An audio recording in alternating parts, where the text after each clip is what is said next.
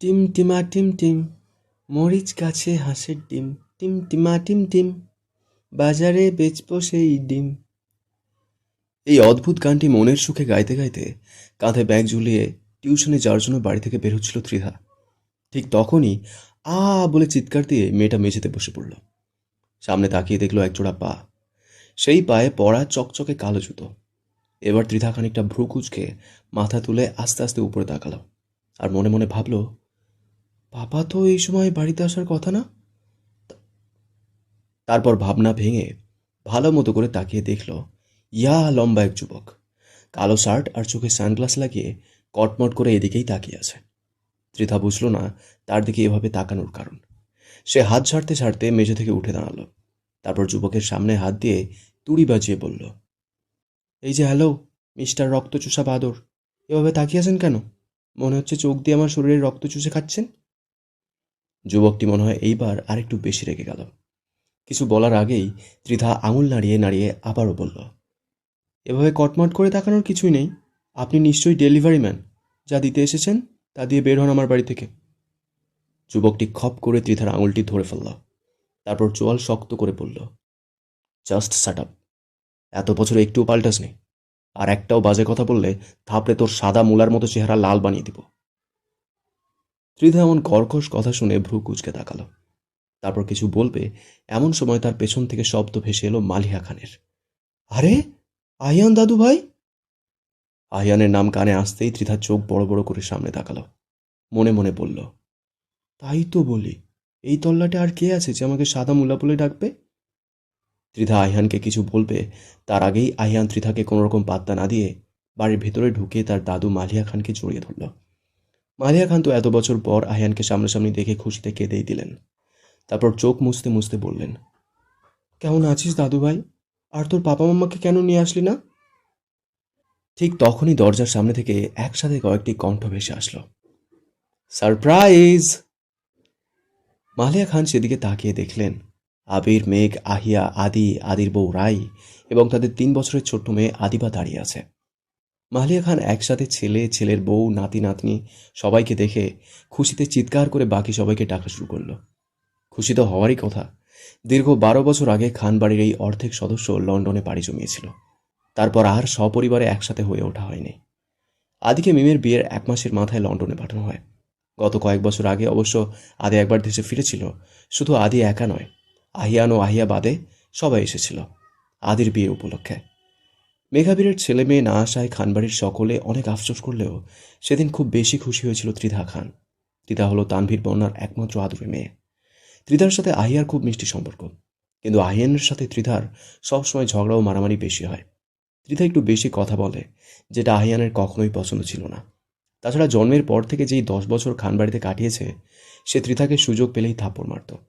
তাও ত্রিধা আহিয়ানের সামনে গিয়েই বকবক করত। মালিয়া খানের ডাক শুনে নিচতলা ও 2 তলার সবাই বেরিয়ে এলো। বন্যা তো মেঘকে দেখে খুশিতে জাপটে ধরল। মালিয়া খান, হালিমা খান ও আকলিমা খান আজকে প্রচুর খুশি। অনেক বছর পর আবারও খানবাড়ি পরিপূর্ণ হলো। আবির তার আম্মু, মামুনি ও কাকিয়াকে সালাম করলো। মালিয়া খান তো ছেলেকে ধরে কান্নায় ভেঙে পড়েছে। আবির মাকে শান্ত করতে বলল, আম্মু, এভাবে কান্না করো না প্লিজ। এভাবে কান্না করলে কিন্তু আমি আবারও লন্ডনে ফেরত যাব। মালিয়া খান কাঁদতে কাঁদতে বলল, আর যদি কান্না বন্ধ করি? আবির হাসতে হাসতে বলল, তাহলে ভাবছি শুধু আহিয়ান ও আহিয়াকে ফেরত পাঠাবো, আর আমরা সবাই থেকে যাব তোমাদের কাছে। বাড়ির 3 কর্তির খুশিতে একে সবার চোখে পানি। কিন্তু এই কান্না কোনো কষ্টের নয়, এটা আনন্দের কান্না। আমি ভাবতে পারছি না আমাকে সবাই এত সহজে ভুলে গেল। কথাটি কানে আসা মাত্রই সকলে সেদিকে তাকালো। দেখলো আহিয়া অভিমানী দৃষ্টি নিয়ে সকলের দিকে তাকিয়ে আছে। হালিমা খান এগিয়ে গিয়ে বলল, আমার নানু ভাইকে কি আমরা ভুলতে পারি? বলেই আহিয়াকে বুকে জড়িয়ে নিল। আহিয়ান একপাশে চুপচাপ দাঁড়িয়ে আছে, আর ত্রিধা একটু পর পর কটমট করে তার দিকে তাকাচ্ছে। মনে মনে ভাবছে, এই বাঁদরটা এত লম্বা কিভাবে হলো? এই রক্তচোষা বাদুড়ের সাথে ছোটবেলায় আমি ঝগড়া করে পারিনি, ঠাস ঠাস করে থাপ্পড় দিত আমায়। আর এখন তো এত লম্বা হয়ে গেছে, এখন তো এর সাথে ঝগড়া করে আরও পারবো না। ছেলে মেয়েদের লেখাপড়ার কথা ভেবে ওদের নিয়ে 12 বছর আগে বিদেশে গিয়েছিলি। তখন ওরা ছোট ছিল, একা থাকতে পারতো না, তাই তোদের যেতে দিয়েছিলাম। কিন্তু এখন ওরা বড় হয়েছে, এবার ওরা দুজন একাই ফিরে যাবে। তুই, মেঘ, আদি ও রাইকে এবার আর যেতে দিচ্ছি না। মালিয়া খানের কথা শুনে আবির মেঘ মৃদু হাসল। আবির বলল, বলেছি তো আম্মু, এবার আর আমরা যাচ্ছি না, একেবারেই চলে এসেছি খানবাড়িতে। বন্যা ফোন হাতে কাকে যেন কল দিচ্ছিল। মেঘ ফোনটা কেড়ে নিয়ে বলল, দেখ বেবি, ভুলেও ওই কাজ করবি না। আমি চাই ভাইয়া বিকেলে বাড়ি এসেই আমাদেরকে দেখে অবাক হোক। তারপর মেঘ আবারও সকলের দিকে তাকিয়ে বলল, বড় আব্বু, আব্বু ও কাকামণিকে কেউ বলবে না আমরা যে এসেছি। মেঘের এখনো বাচ্চামি কথা শুনে সবাই এক দফা হাসল। মেঘ হঠাৎ লক্ষ্য করলো এখনো দরজার সামনে অবাক হয়ে দাঁড়িয়ে আছে ত্রিধা। মেঘ ইশারা দিয়ে ডাকতেই ত্রিধা গিয়ে মেঘকে চাপড়ে ধরল। মেঘ ত্রিধাকে আদর করে কপালে চুমু দিয়ে কুশল আদি বিনিময় করল। আহিয়ান বিরক্ত হয়ে অন্যদিকে তাকিয়ে রইল। ত্রিধা সেটা দেখে মুখ ভেঙচি দিল। বড় আম্মু, কোলে কোলে। 3 বছরের আদিবার ভাঙা ভাঙা কণ্ঠস্বর শুনে মেঘ সেদিকে তাকালো। দেখল আদিবা কোলে উঠতে চাইছে। এটা আজ প্রথম দিন নয়। বাইরের দেশে যখন ছিল তখনও যদি দেখতো অন্য কাউকে মেঘ আদর করছে, ঠিক তখনই আদিবা মেঘের কোলে চড়ে বসত। আদি মৃদু হেসে হেসে আদিবাকে কোলে নিতে চাইল, কিন্তু আদিবা হাত সরিয়ে দিয়ে বলল, যাব না, পাপার কাছে আমি যাব না। ওর অভিমান দেখে উপস্থিত সকলেই হেসে দিল। রাই এসে বলল, মাম্মার কোলে এসো প্রিন্সেস।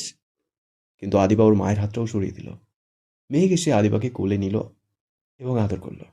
আদিবা খিলখিলিয়ে হেসে বলল, আমার বড় আম্মু। সবাই আরও হেসে দিল। মালিয়া খান সকলের উদ্দেশ্যে বলল, সবাই রুমে যাক, ফ্রেশ হয়ে নিচে আয়, আমি নাস্তার ব্যবস্থা করছি। আবির মেঘ দ্বিতীয় তলায় তাদের রুমের দিকে গেল। আদি ও রায় আদিবাকে নিয়ে গেল তাদের রুমে। আদির রুম এখনও দ্বিতীয় তলায় শিফট করা হয়েছে। দ্বিতীয় তলার একটা রুম ঠিক করা হয়েছে আদির জন্য। আহিয়ান বলল, আমি কোন রুমে যাব দাদু? মাহলিয়া খান, হালিমা খান ও আকলিমা খান সজোরে হেসে উঠলেন। হালিমা খান মজা করে বলল, কেন নানু ভাই, তুমি আমার সাথে থাকবে? আহিয়ান ঠোঁটে মৃদু হাসির রেখা টেনে বলল, তাহলে তো ভালোই হবে, এবারের ছুটিতে নানু ভাইয়ের বিয়ে খাওয়া যাবে। হালিমা খান চোখ বড় বড় করে বললেন, মানে? আহিয়ান ঠোঁটে দুষ্টু হাসি নিয়ে বলল, তুমি যদি আমার সাথে ঘুমাও তাহলে আমার নানু ভাই তো একা হয়ে যাবে। নানু ভাইয়ের জন্য তো একটা সঙ্গী দরকার, তাই না? এবার হালিমা খান আহিয়ানের কান টেনে ধরে বলল, অনেক বড় হয়ে গেছিস তাই না? আহিয়ান, আ মেজুগিন্নি, ব্যথা পাচ্ছি। এই ঘটনা দেখে ত্রিধা মিটিমিটি হাসল আর মনে মনে বলল, ঠিক করেছো দাদু, আরেকটু দাও বদমাসটাকে। মাহলিয়া খান হেসে বলল, মেজগিন্নিকে পেয়ে তো বড় গিন্নিকে ভুলেই গেছিস। আহিয়ান হালিমা খানের হাত থেকে নিজের কান ছাড়িয়ে বলল, আমি আমার কোনো গিন্নিকেই ভুলিনি। বিদেশের মাটিতে 3 গিন্নিকে অনেক মিস করেছে। এবার আকলিমা খান কাছে এসে বলল, কদিন পর বিয়ে করলে তো আমাদের 3 গিন্নিকে ভুলেই যাবে, তখন সারাক্ষণ ছোট গিন্নির কথায় উঠবে আর বসবে। এবারে সকলেই হেসে দিল। ত্রিধা মুখ ভেঙিয়ে আস্তে আস্তে বলল, এই রক্তচোষা বাদরকে কে বিয়ে করবে? আর যদিও কেউ বিয়ে করে, সে নিশ্চয়ই কোনো বাদরি হবে। পাশ থেকে আহিয়া বলল, এই ত্রিধা, তুই কি আর মানুষ হবি না? অবশ্য একটা কথা ঠিকই বলেছিস। আহিয়ার পুরো কথা শেষ হওয়ার আগেই ত্রিধা ভাব নিয়ে বলল, আমি সবসময় ঠিকই বলি, বলো আপু।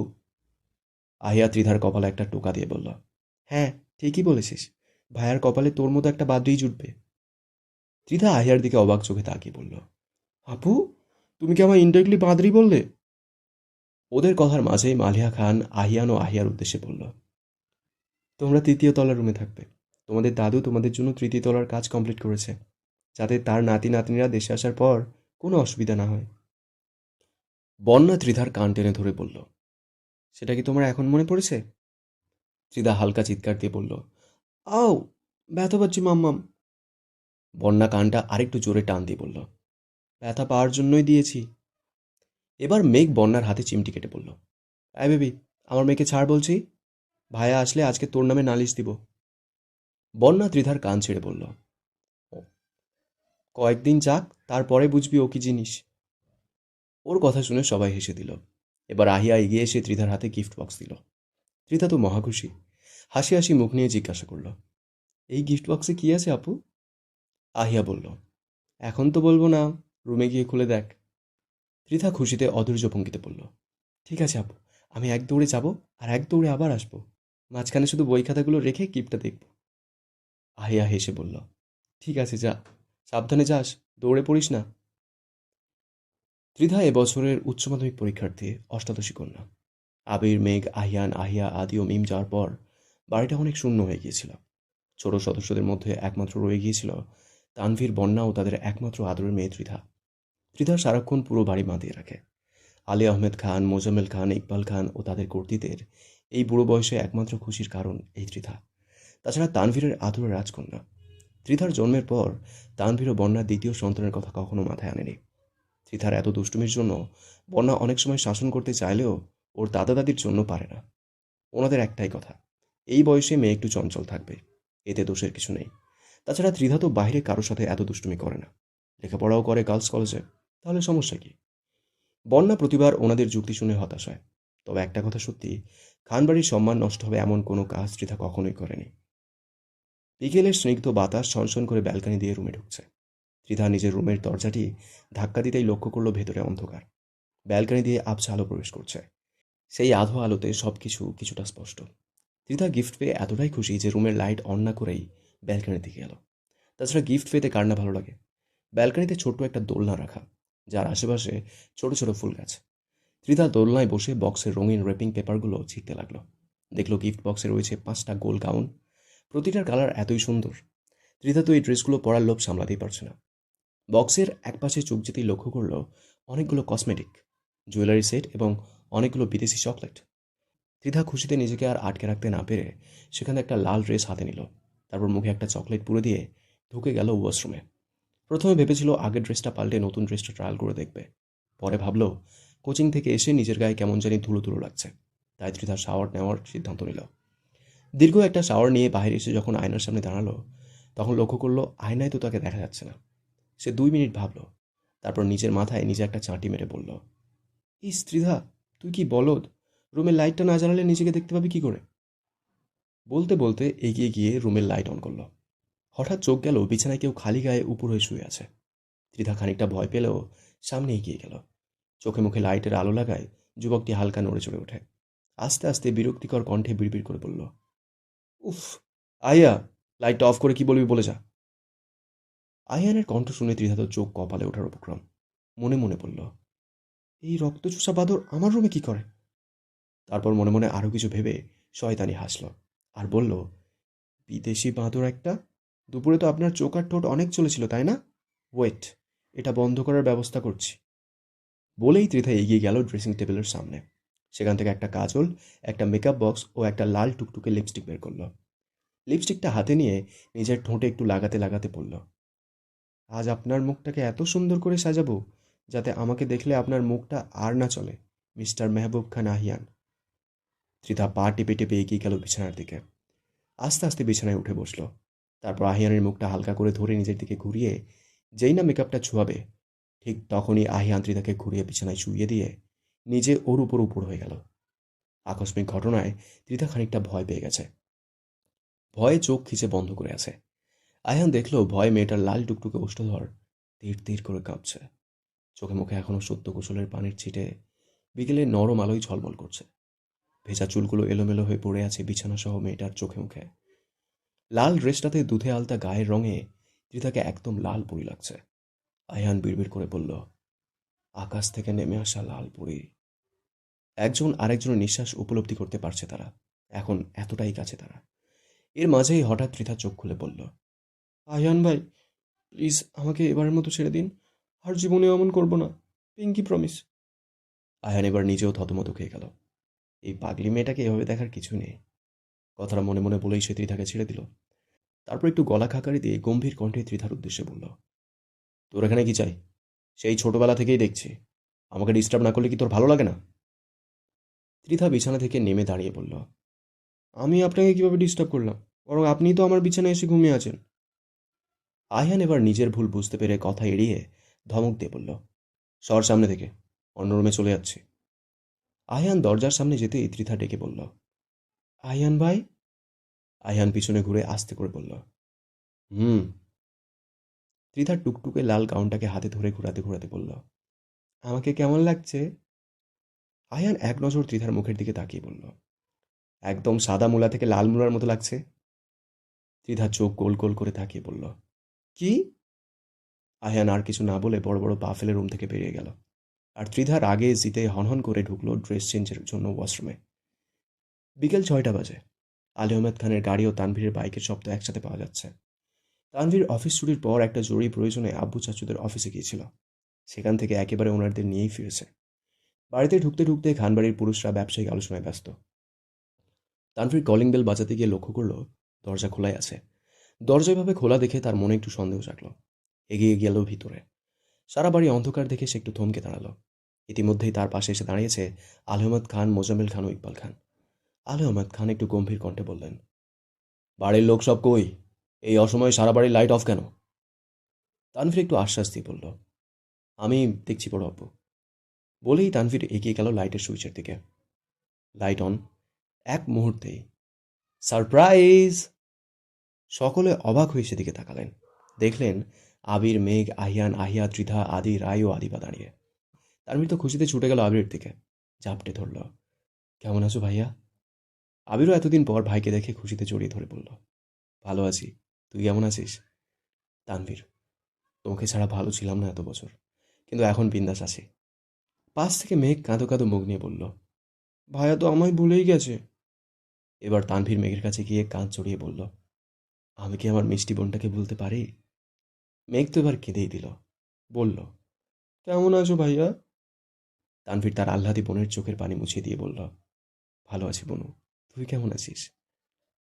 এতদিন ভালো ছিলাম না তোমাদের ছাড়া, এখন ভালো আছি। অন্যদিকে আলী আহমেদ খান, মোজাম্মেল খান ও ইকবাল খান এখনও স্থির হয়ে দাঁড়িয়ে আছে। তারা যেন নিজেদের চোখকে বিশ্বাস করতে পারছে না। আহিয়ান ও আহিয়া এগিয়ে গেল সেদিকে।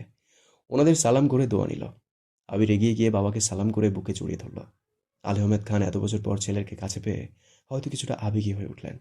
আবিরের কপালে চুমু দিয়ে বলল, এই বৃদ্ধ বয়সে বাবা মাকে ছেড়ে আর যাস না বাপ। শেষ বয়সে তোদের সবাইকে নিয়ে একসাথে থাকতে চাই। আবির বাবাকে আরেকবার জড়িয়ে ধরে বলল, যাব না আব্বু, আর কোথাও যাব না তোমাদের ছেড়ে। এদিকে মেঘ, আদি ও রায় এসে বাড়ির 3 কর্তাকে সালাম করল। আদি ইকবাল খানকে জড়িয়ে ধরে বলল, আব্বু, আমি লন্ডনের চাকরিটা থেকে রিজাইন নিয়েছি। এখন থেকে তোমাদের সাথে দেশেই থাকবো। তোমাদের ব্যবসা সামলাবো ভাইয়ের সাথে। ইকবাল খানের চোখ খুশিতে চকচক করে উঠল। বলল, সত্যি বলছিস বাবা? তোরা সত্যিই কেউ আর যাচ্ছিস না? আদি মাথা ঝাঁকিয়ে বলল, জি আব্বু। মেঘ তো নিজের আব্বুকে জড়িয়ে ধরে সে কি কান্না! ওর কান্নার মুহূর্তেই হাসি খুশি পরিবেশটা ভারী হয়ে উঠল। আদিবা ছুটে এসে আলী আহমদ খানের কোলে উঠল। কোল থেকে বারবার বলছে, বড় দাদু, আমার বড় আম্মু কাঁদছে, তুমি কি মেরেছো? আলী আহমদ খান হেসে দিয়ে বলল, না ছোট বউ, মেঘ আমার অনেক আদরের মেয়ে, আমি কি তাকে মারতে পারি? আদিবা খিলখিলিয়ে হেসে বলল, মেঘ না, আম্মু বলো আম্মু। আদিবার মুখের মিষ্টি বুলি শুনে মেঘসহ সকলেই হেসে দিল। মেঘ কান্না মুছে আদিবার গালে চুমু দিল। সন্ধ্যার পর্দা তখন ধীরে ধীরে নেমে আসছে। আকাশের বুকে লালচে আভা মিলিয়ে গিয়ে এক ধরনের নীলচে অন্ধকার নামছে চারপাশে। রাস্তার বাতিগুলো একে একে জ্বলে উঠছে। বাতাসে হালকা শীতলতা। শহরের ব্যস্ততার ভেতরেও একটা শান্ত নিস্তরঙ্গ আমেজ জমে আছে। কাছে একটা দোকান থেকে ভাজা সামোসার গন্ধ নাকে লাগছে। চিরচেনা সেই ছোট্ট চায়ের দোকানটাই যেন সন্ধ্যার জমায়েতের আসর বসেছে আজ বহু বছর পর। বাঁশের বেঞ্চ, কাঠের টেবিল আর কাচের গ্লাসে ধোয়া ওঠা চা, সব কিছুতেই একরকম পরিচিত আর আপন গন্ধ। সেই দোকানের এক কোণে পাশাপাশি বসে আছে আবির, তানভীর, রাকিব, রাসেল ও মোবারক। সামনে রাখা ধোঁয়া ওঠা চায়ের কাপ, টেবিলের উপর কয়েকটা বিস্কুটের প্লেট। আড্ডার ফাঁকে ফাঁকে চায়ের ধোঁয়া উড়ে যাচ্ছে বাতাসে। এই যে এতদিন পর আবার সবাই একসাথে, মজাই লাগছে। মোবারক হাসতে হাসতে বলল। চায়ের কাপে চুমুক দিতে দিতে আবির উত্তর দিল, এতগুলো বছর ধরে তোদের সাথে চায়ের দোকানের এই আড্ডাটাকে অনেক মিস করেছি দোস্ত। রাকিব হঠাৎই বলে উঠল, আবিরকে ছাড়া তো চায়ের দোকানের আড্ডা আগেই কখনোই জমতো না। তাই তো গত 10 বছরে এখানে এসে আমাদের একবারও আড্ডা দেওয়া হয়নি। তানভীর হাসতে হাসতে টেবিলে চাপড় মারল। ঠিকই বলেছ, ভাইকে ছাড়া কি চায়ের আড্ডা জমে? তবে এখন থেকে আড্ডা হবে আগের মতো, প্রতি শুক্রবার। আবির বলল, থাম এবার তোরা, সব হবে। এবার রাসেল আবিরকে উদ্দেশ্য করে বলল, তোর মতো ছেলে সত্যিই আজকালকার জামানায় পাওয়া যায় না। আমাদের 5 বন্ধুর মধ্যে তুই সবচেয়ে বেশি দায়িত্বশীল। তোর জায়গায় আমি হলে বিদেশের মাটি থেকে কখনো দেশের বিজনেস সামলাতে পারতাম না। তুই একা হাতে পরিবার, ব্যবসা, ছেলেমেয়ের ভবিষ্যৎ সব সামলে নিয়েছিস। আবির রাসেলের কাঁধে হাত রেখে বলল, হইছে বাপ, গ্যাস দিস না, বেশি ফুইলা গেলে ফুইটা যামু। আবিরের এমন ব্যঙ্গ করা কথা শুনে তানভীর, রাকিব, রাসেল, মোবারক একসাথে হেসে দিল। রাকিব বলল, অফিসে কবে যাওয়ার চিন্তা ভাবনা করেছিস? আবির মুখ স্বাভাবিক রেখে বলল, ভাবছি আগামীকাল থেকেই যাব। এবার রাকিব আবারও বলল, প্রয়োজন নেই, কয়েকটা দিন বাড়িতে থাক, পরিবারকে সময় দে, তারপর আসিস। পাশ থেকে তানভীর বলল, ভাইয়া, এত তাড়াহুড়ো কেন করছো?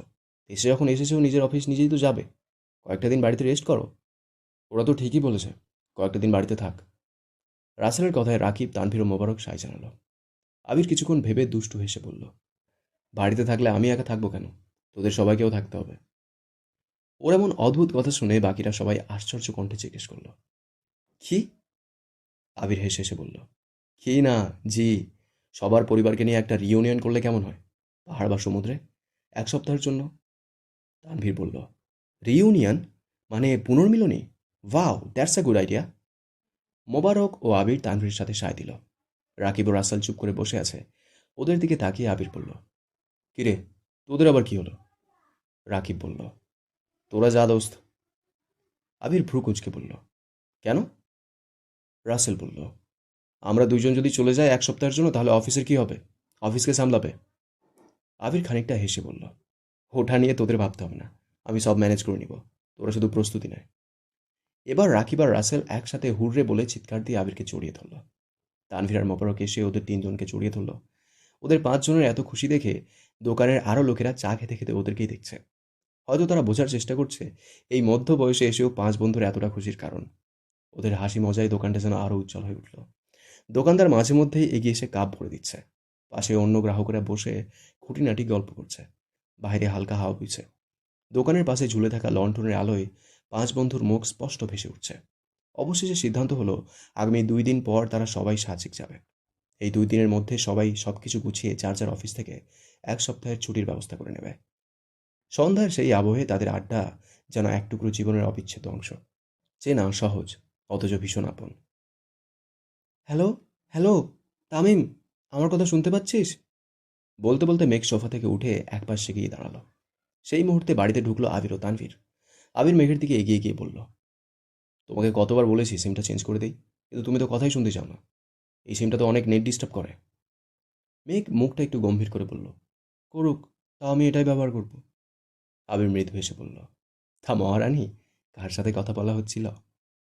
মেঘ একটু কাঁদো কাঁদো মুখ নিয়ে বলল, আয়ার আব্বু, তামিমের সাথে কথা বলছিলাম। আমরা যে দেশে ফিরেছি সেটাই ওকে জানালাম। এবার আবির বলল, ও আচ্ছা। ওদের কথার মাঝেই ত্রিধার কণ্ঠ শোনা যাচ্ছে জোরে জোরে।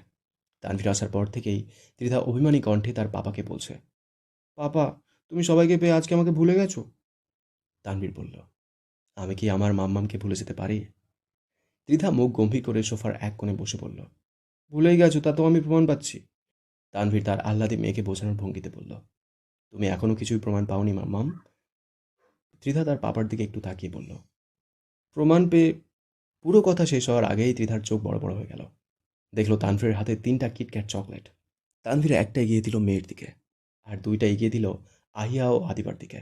ত্রিধা খুশিতে তার পাপাকে জড়িয়ে ধরে বলল, I love you papa, I love you so much, you are the best papa in the world. বাবা মেয়ের কাণ্ড দেখে উপস্থিত সকলে হেসে দিল। আহিয়ান সিঁড়ি দিয়ে নামছিল। ত্রিধার এমন আহ্লাদী কণ্ঠ শুনে একা একাই বিরক্তি ভঙ্গিতে বিড়বিড় করল, চত্ব ঢং। বন্যার মেঘ সবাইকে রাতের খাবার খাওয়ার জন্য ডেকে গেল। একে একে খাবার টেবিলে উপস্থিত হলো খানবাড়ির ছোট বড় সকল সদস্য।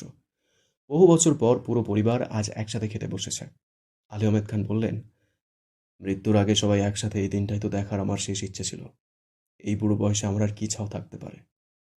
আলী আহমদ খানের পাশেই বসেছে আহিয়ান, সেই ছোটবেলার মতো। আহিয়ান বড় দাদুর হাতে হাত রেখে আশ্বাস দিয়ে বলল, কে বলেছে তুমি বুড়ো হয়ে গেছো? তুমি তো এখনো ইয়াং ম্যান। এবার ত্রিধা এসে পিছন থেকে আলী আহমদ খানের গলা জড়িয়ে ধরে বলল, ইয়েস দাদু, তুমি তো এখনো অনেক হ্যান্ডসাম। নিজেকে বুড়ো কেন বলছো? আলী আহমেদ খান হাসল।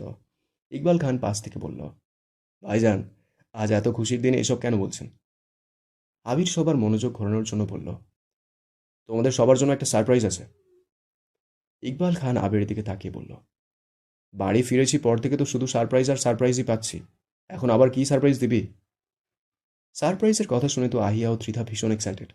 আহিয়া উঠে এসে আবিরকে বলল, পাপা, তাড়াতাড়ি বলো না কি সারপ্রাইজ। ওর দেখা দেখি ত্রিধাও এসে আবিরকে বলতে লাগলো, ও বড় পাপা, তাড়াতাড়ি বলে ফেলো না, আমার যে আর তর্স হয়েছে না। আহিয়ান এক নজর সেদিকে তাকিয়ে বিড়বিড় করে বলল, রিডিকিউলাস। আলী আহমদ খান পাশে বসে থাকায় খুব সহজে আহিয়ানের কথাটা শুনতে পেল। মুচকি হেসে আবারও মনোযোগ দিল আবিরের কথার দিকে। আবির আহিয়া ও ত্রিধার উদ্দেশ্যে বলল, আরে আম্মুরা, আমি তোমাদের অবশ্যই বলবো এবং এখনই। তোমরা গিয়ে বসো, আমি বলতেছি। ওর কথা শুনে খুশিতে দুইজন গিয়ে চেয়ারে বসলো। আবির বাবার উদ্দেশ্যে বলল, আব্বু, অনেক বছর বাইরে ছিলাম। পুরনো বন্ধু, আত্মীয় স্বজন, তাদের কারোর সাথেই তেমন একটা কথা হয় না। ভাবছি সবাই একসাথে কোথাও বেড়াতে যাই, তাহলে একসাথে সবার একটা রিইউনিয়ন হবে। ছেলেমেয়েরাও একটু আনন্দ করতে পারবে। আমাদের পুরনো বন্ধু বান্ধবদের সাথে আমাদের সম্পর্ক এখনও কতটা মজবুত এবং কতটা বিশ্বাসের, তা দেখে আমাদের ছেলেমেয়েরা অনেক কিছু শিখবে। আবিরের পুরো কথা শুনে মোজাম্মেল খান বললেন, কোথায় বেড়াতে যাবে? আবির মৃদু হেসে বলল, আমরা সব বন্ধুরা মিলে ঠিক করেছি পুরো ফ্যামিলি নিয়ে সাজেক ভ্যালি ঘুরতে যাব 7 দিনের জন্য। পাশ থেকে হঠাৎ ত্রিধা চিৎকার দিয়ে বলল, সাজেক ভ্যালি? মানে মেঘের রাজ্য? ওয়াও! আহিয়ান এবার বিরক্ত হয়ে ত্রিধাকে একটা ধমক দিয়ে বলল, শাট আপ, ইডিয়েট! বড়দের কথার মাঝখানে বাচালগিরি করা বন্ধ রাখ। আবির ছেলের দিকে তাকিয়ে একটু চোখ রাঙানি দিল। মুহূর্তেই আহিয়ান মাথা নিচু করে খাওয়া শুরু করলো। কেমন লাগলো কমেন্ট করে জানিও। তোমাদের একটা কমেন্ট আমাকে প্রচুর মোটিভেট করে। শুরু করেই দিলাম আমি তো ভালোবাসি তোকে সিজন 3 উপন্যাস, ফারজানা মনির লেখা এটা। আম, তোমরা অনেকেই অন্যান্য উপন্যাসের কথা বলেছো, তবে আপাতত আমি সরি, তোমাদের কথা আমি রাখতে পারলাম না। কারণ বেশিরভাগ তোমাদের মধ্যে এটাই শুনতে চেয়েছিলে। অনেক দিন আগে থেকেই বলছো সবাই। তবে আমি ওগুলো করব, অবশ্যই করব। আম, একটু অ্যাডজাস্ট করে নাও, আর রাগ টাগ করো না প্লিজ। আর পরবর্তী পর্বগুলো খুব তাড়াতাড়ি চলে আসবে। ততক্ষণ সুস্থ থেকো, ভালো থেকো। Thank you so much.